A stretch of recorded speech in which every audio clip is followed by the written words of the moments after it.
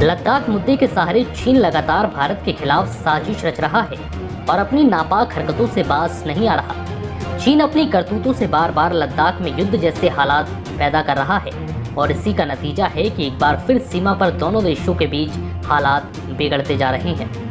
भारत और चीन में 3 साल बाद यानी कि डोकलाम विवाद के बाद रिश्ते फिर से तनावपूर्ण हो गए हैं।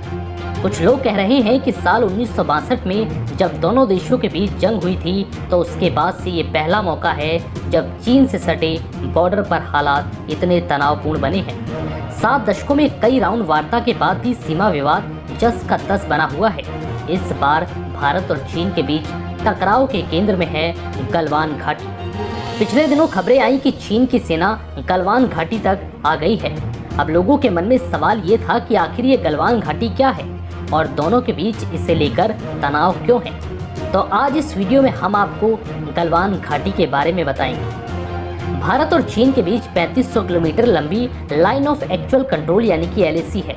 इसके एक छोर पर कश्मीर तो दूसरे छोर पर म्यांमार आता है। पिछले 2 हफ्तों से सिक्किम और लद्दाख में सब कुछ ठीक नहीं है। जब आप इतिहास पर नजर दौड़ाएंगे तो आपको पता चलेगा कि गलवान घाटी का भारत और चीन से क्या रिश्ता है।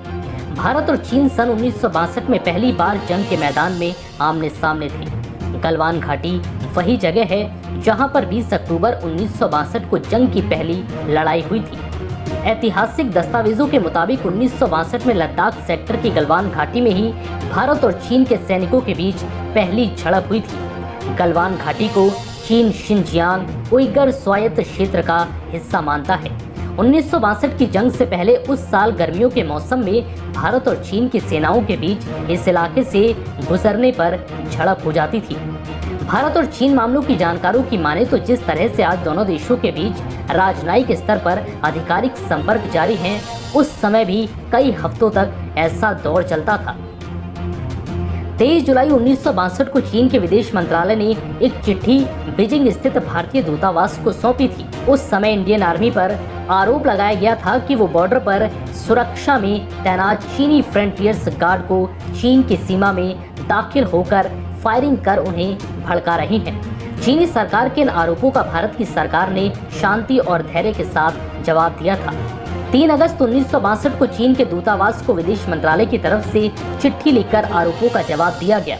युद्ध शुरू होने से पहले कई हफ्तों तक इसी तरह से चिट्ठियों के जरिए भारत और चीन के बीच वार्ता होती रही थी, लेकिन बात नहीं बनी और युद्ध हो गया। भारत और चीन के बीच हुए 1962 की जंग 1 महीने 1 दिन तक चली थी। इस युद्ध में भारत के 1000 से ज्यादा सैनिक शहीद हो गए थे, जिसके बाद अब एक बार फिर गलवान घाटी चर्चाओं में है।